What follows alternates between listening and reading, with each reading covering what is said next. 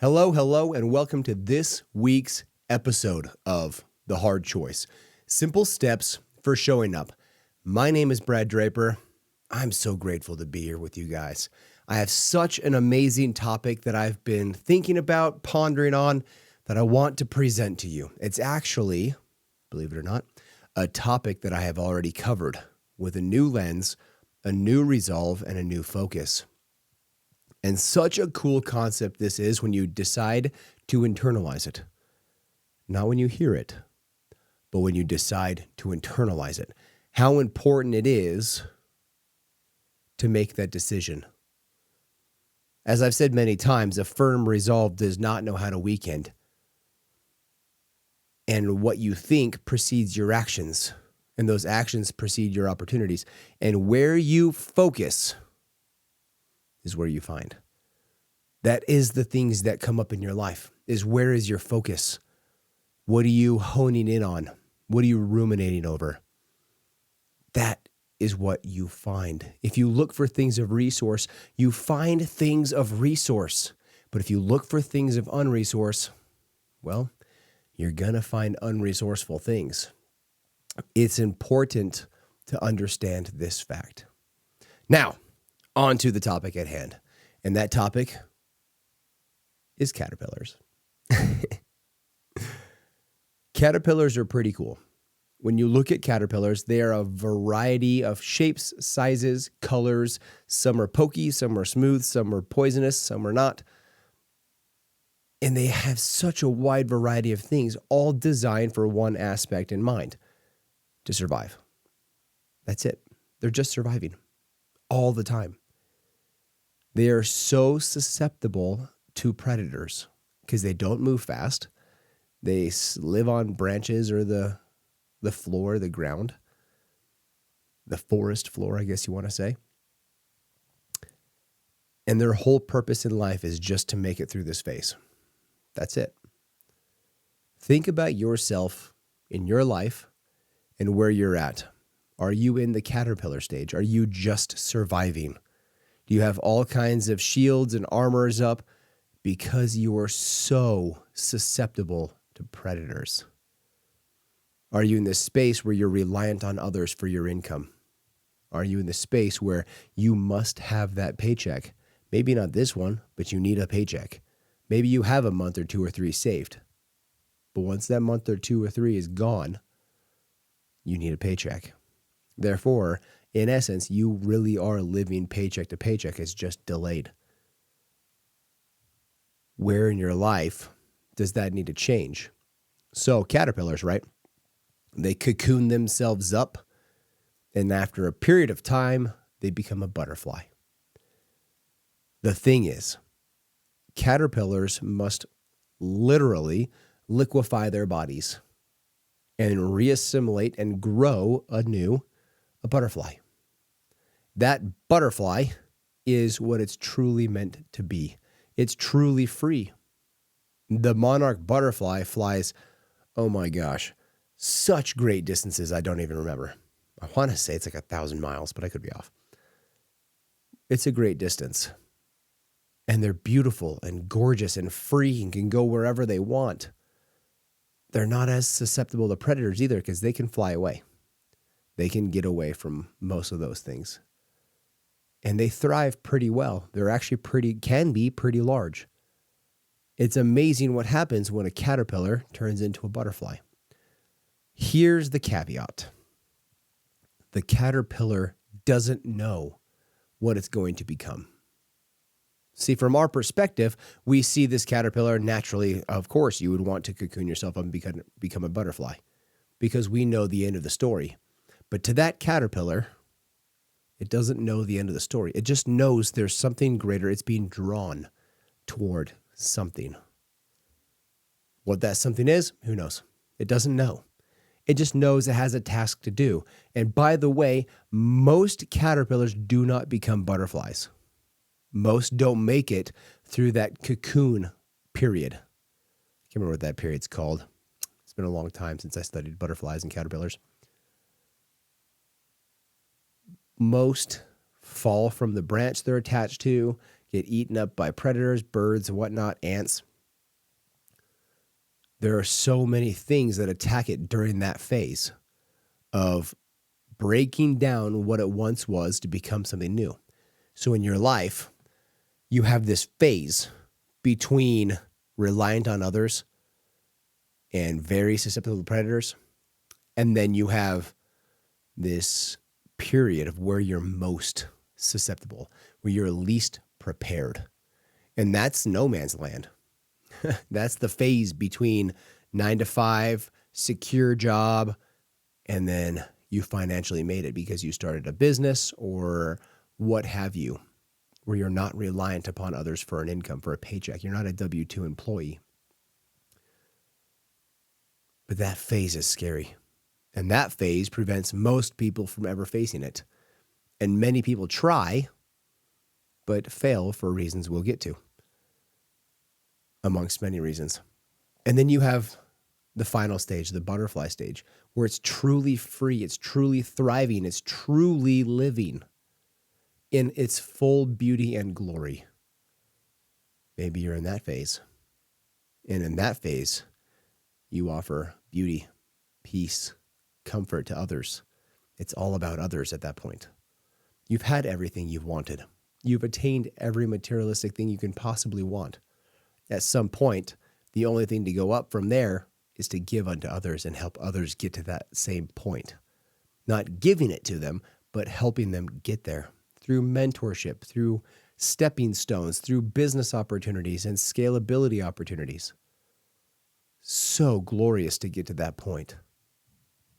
So, I was at church today, and I was talking to a new friend. Pardon me. And this new friend was telling me how I have so much ambition. So he kept saying, "You have so much ambition." He said, "It's not that I don't have ambition." This is him talking. He said, "It's not that I don't have ambition. I really want to get out. I really want to do my own thing. I really want to have that freedom. But I don't know where to go. I don't know who to talk to. I don't know what to do. And as of right now, in my time in life, I'm figuring it out right now. And I'm doing it on my own." Just like I said before,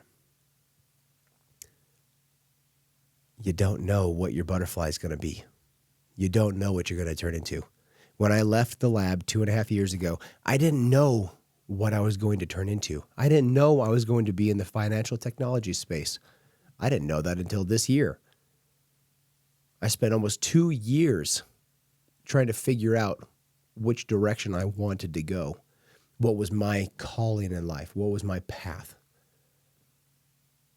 But that was not for sake of trying. I tried 6 companies. They failed. All 6 of them. But I kept showing up. And that's when you figure out what your true purpose, your true calling, your true direction is. It's in the doing. Remember, your thoughts lead to your actions, and your actions lead to your opportunities. Where you focus, you find. I say this all the time because it's so true. In your life, where are you at in this stage? This gentleman that I met is afraid to leave the caterpillar stage because he doesn't know what the butterfly stage looks like. He just knows he's drawn to it.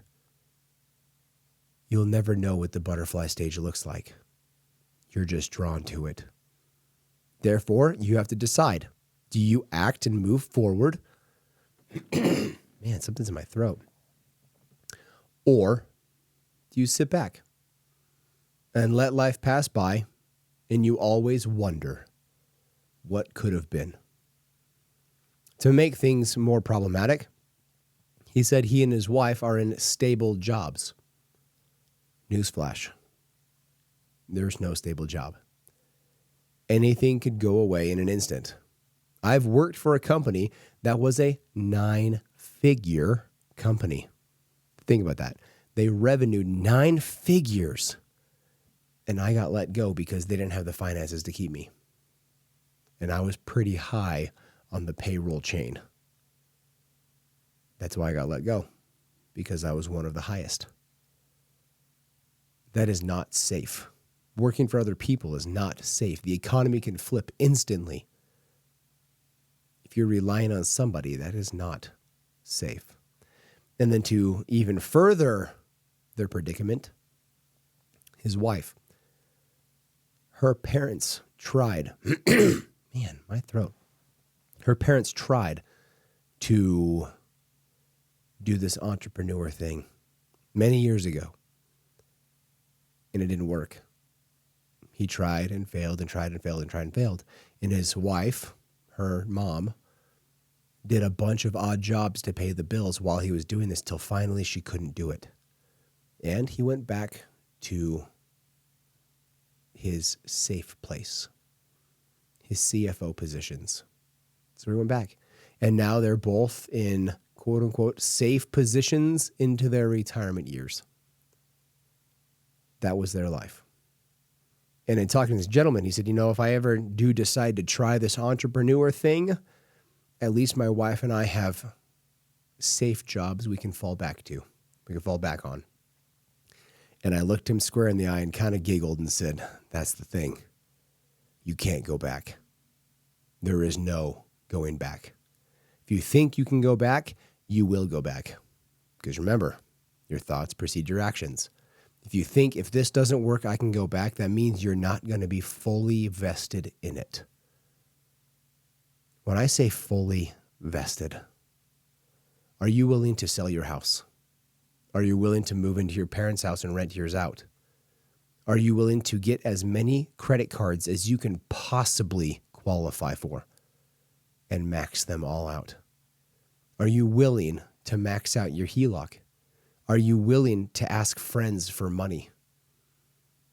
Are you willing to ask friends and people you don't even know for help?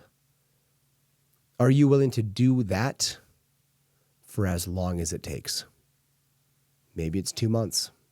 Maybe it's 20 years. But you keep going. One of my mentors kept going for 10 years. He's now a paper billionaire. He might be a liquid billionaire. I don't know. Asset billionaire. But he's very, very, very wealthy today. 25 years later. Took him 10 years to figure it out. He made some $58,000 total in 10 years. Not each year. That was total, which is $5,800 a year on average. Think about that. Are you willing to go that far? Are you willing to be fully vested to become your butterfly? Are you willing to put it all on the line? If this doesn't work, there's nowhere to go back to. Therefore, it has to work. That is how far you have to go. You have to fully dissolve who you were to become who you're meant to become. You cannot look back on a previous life and say, I'll go back there. You can't take the blue pill and then hope to take the red pill. You can't erase the decisions you made. But I promise you it is in those decisions that truly set you free, that truly pull you out of the matrix and allow you to see what really is. I'm so grateful for the trials that have beset me, for they make me who I am. I'm so grateful for the adversities because they forged me into who I must become. I'm so grateful for the bumps in the road because that taught me to love the smooth spots even more. There is beauty in all adversity, in all opposition. After all, there's opposition in all things. To experience one side, you must experience the other. I can attest to that firsthand. And it's so worth it. I believe in you. I know you can do it. Reach out to me. Let's have a conversation. Let's chat. You can find me on socials, Mr. Brad Draper. Leave me a review. Share this with your friends and family. It is the only way this show grows. It is not monetized. It is not advertised. And it is built exclusively for you. And I'm grateful for you. So, like this thing, subscribe to it, download it for future listings. Until next week, I love you guys. Bye.